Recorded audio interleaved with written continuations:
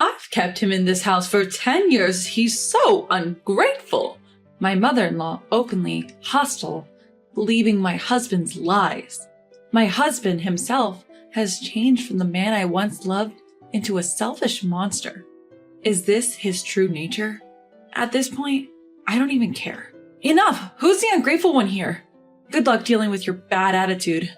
My name is Clara, a 37-year-old working at a local bakery. I've been with my husband Albert since high school. His family has a long line of carpenters, and he joined the family business right after graduating. We got married at 24, and we're just an ordinary, happy couple. That all changed when we were 27.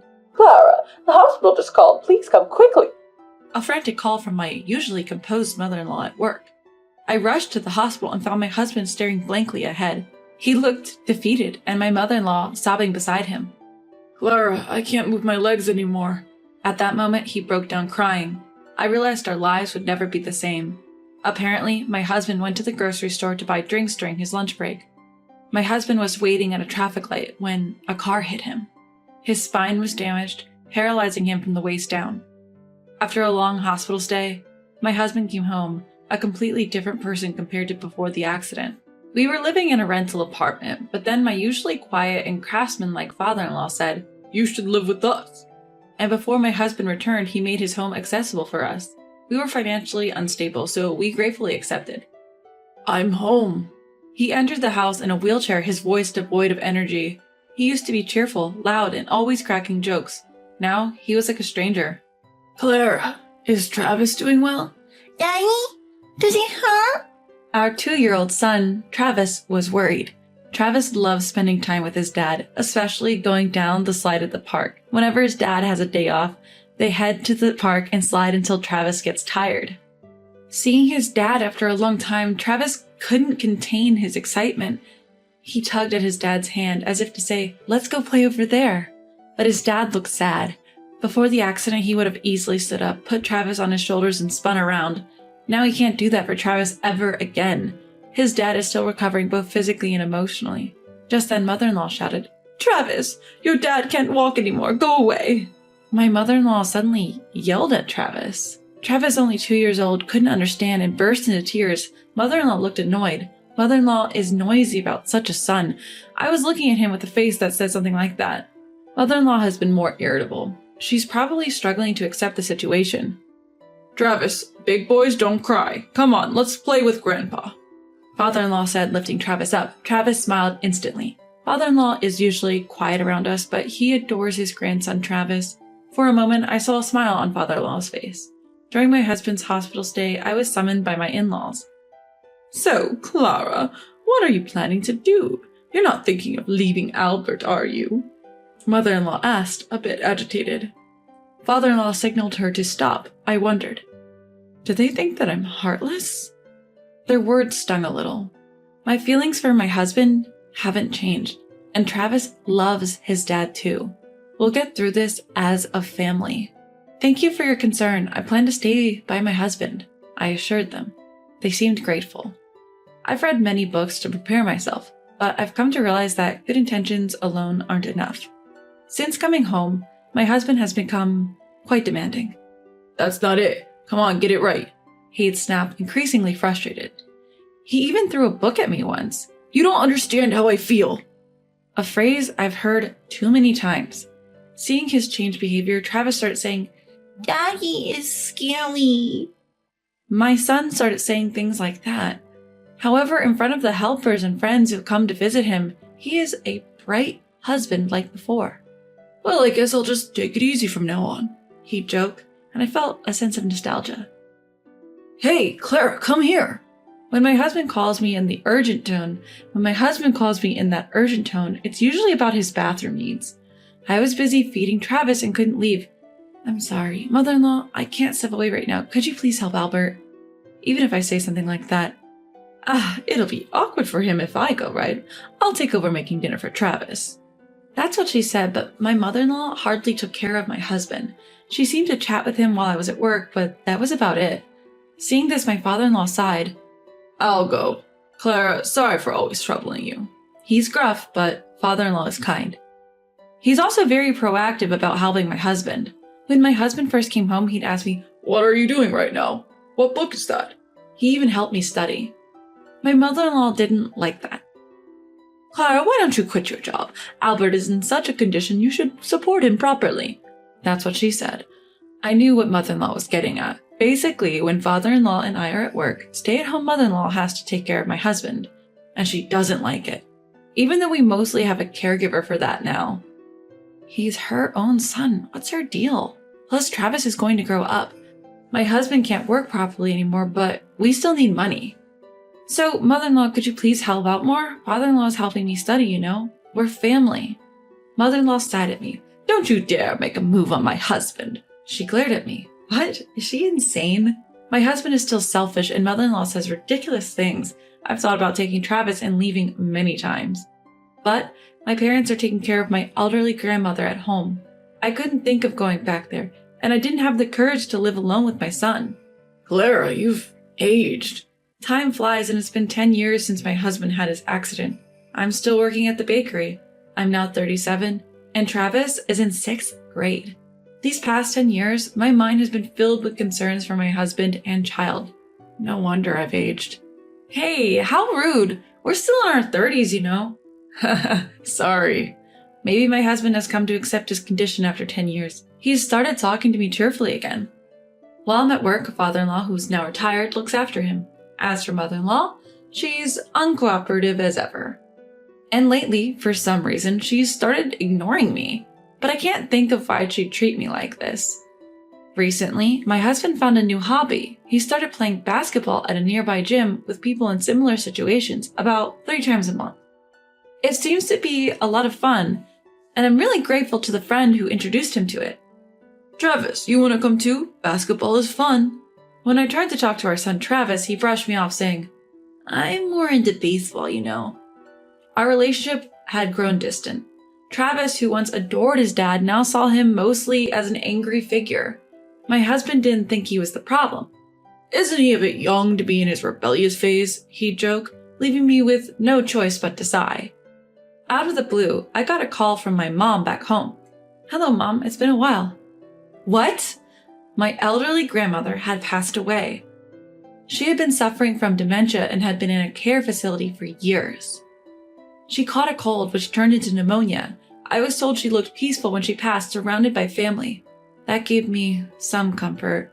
Only Travis and I attended the funeral. My parents live in the next town over, a good drive away.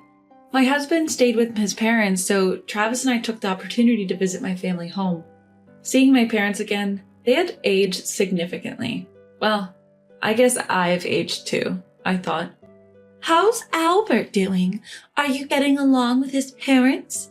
My mom asked, looking concerned. I felt like crying just looking at her. Meanwhile, Travis was happily playing video games with his cousins. I hadn't seen him smile like that in a long time. "Well, his dad's fine, his mom not so much," I said, forcing a smile. My parents reassured me. "You can always come back home." Knowing I had a place to return to made me feel stronger. Coming back from a quick grocery run, I find my son standing in front of my husband's room. "What are you up to?" I'm about to ask, but he puts his finger to his lips, signaling me to be quiet. Inside, I hear my mother-in-law's angry voice and my husband trying to calm her down. I know eavesdropping is wrong, but I can't help but listen, and what I hear is shocking. "Hey, Clara, when are you getting back home? Get back here now." A few days later, my husband calls, clearly frustrated that my son and I haven't returned. After overhearing that conversation between my husband and his mom, we left his parents' house immediately. We went straight back to my parents' house. When I told them what happened, they welcomed us with open arms, though visibly concerned. "I'm not going back there. I'm a burden, right? I'll give you the divorce you want." My husband snaps. "What are you talking about? Just come back. We need to talk." He hangs up abruptly. My parents, who were listening nearby, look worried. My dad stands up and says, "Let's go." We leave my son Travis with relatives and head back to my in-law's house. Travis, sensing the tension, tells me, "Mom, don't back down." I'm touched by his courage. They better be ready for me. "We're back." Hearing this, my irate mother-in-law storms out to greet us. "What's the meaning of this? Oh, Clara's parents. What brings you here today? I sense her irritation despite her polite tone. We're here to discuss Clara and Albert's divorce, my dad says, visibly angry. In the living room, my husband is sitting in a wheelchair, clearly surprised by my parents' sudden appearance. He glares at me as if to say, How dare you bring your parents? He always does this when he's unhappy, just glares at me. His mom does the same. Lately, he's been staring at me like he's watching me, wondering what he doesn't like. They're like two peas in a pod. Do you always glare at Clara like that? My mom asks, also angry. In this tense atmosphere, only my father-in-law remains calm. A few days ago, the police came to our house. They said we were mistreating our daughter-in-law. They left after a brief talk. Do you know anything about this, Clara? Yes, I was the one who called the police, I reply calmly. Upon hearing this, my husband and mother-in-law explode in anger. See, it's all her fault. She's crazy. You should divorce her. If anyone's crazy, it's you two. My husband is nodding in agreement next to me. But father-in-law is different. Clara, there must be a reason. Speak up. He says this in a gentle voice. A few days ago, I came back here. Albert and the others didn't seem to notice, but what I heard was so horrifying. I realized I can't live with them anymore. Father-in-law wasn't home at the time. He looked puzzled, but these two are different. Their faces have turned pale. Do they recognize themselves? What are you talking about? Are you okay? My husband looks at me with a smug face, probably thinking I have no evidence. But my son Travis was quite vigilant. Do you want to see a video? Travis recorded this. I play a video. In it, my husband claims that I've been having an affair for years. After that, I'm plotting to take over the house.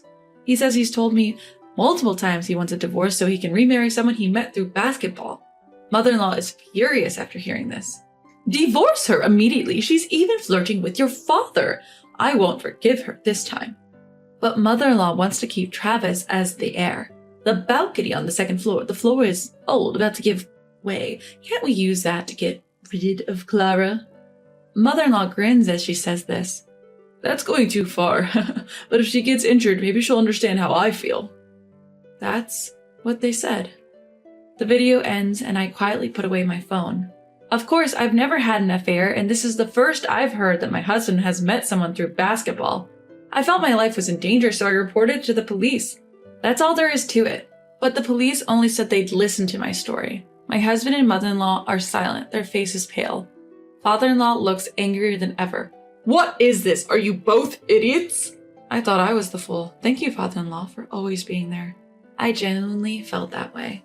Despite all this, mother-in-law starts talking nonsense about how parents should let their children be with the ones they truly love. Realizing that staying here would be pointless, my son and I start to pack up to leave. Can you believe her? After letting her stay in our home for 10 years, she's so ungrateful. My mother-in-law glared at me as she usually did and said that. In response, my dad said, I've heard a lot about you from my daughter, but this is the first time I've talked to someone and been so uncomfortable. In response, my dad calmly said, My mother-in-law kept muttering, but wouldn't stop bad-mouthing me. Fed up, I finally snapped, Enough! Who's the ungrateful one here? Good luck with your miserable life, you nasty woman. I left their house with my parents. After that, my husband and I got divorced. Some people who didn't know the full story called me a heartless wife, but I told the truth to my close friends. Word seemed to spread among my ex-husband's friends, and now hardly anyone visits him. I don't know if that's the reason, but after a while, my ex-husband and his mother started reaching out. I never picked up the phone. When they realized I wasn't answering, they started sending a barrage of messages, all strangely pleading for reconciliation. Funny enough, all the messages were about wanting to get back together. Didn't he say he found someone better? Reading his words like, I took you for granted. Now that you're gone, I realize your worth. I thought, realizing it now? Too little, too late. I told my ex-husband, if you keep contacting me unnecessarily, I'll go to the police. And after that, the messages stopped cold. I moved back to my parents' home in the next town over and opened a bakery in a nearby vacant shop. The only employees are me and my parents. My son Travis helps out with cleaning the shop now and then. Travis started middle school this spring and seems to have made a lot of new friends. He's also fully committed to his baseball club activities. Though the bakery was just a hobby at first, thankfully it's gaining a good reputation and we're getting more new customers lately. Welcome. Oh, it's you, father-in-law. My former father-in-law visits the shop a few times a month to buy bread. From what I heard, his son's feelings were one-sided. He was so persistent that he even got banned from playing basketball, which he used to enjoy. Honestly, serves him right. My former father-in-law had said he'd take care of his son. I don't care about you. Do as you please. But he coldly told my former mother-in-law. That seemed to have shaken her, and now she's actively taking care of her son, which made me chuckle. There are some financial worries, but with my parents' support, we're managing. I'm home. Oh, Grandpa's here. Play catch with me. You've grown again, haven't you, Travis? Your grandpa used to be the ace of his middle school baseball team. Bring it on. Watching their heartwarming conversation, I strongly vowed to make the most of my new life together with my precious family.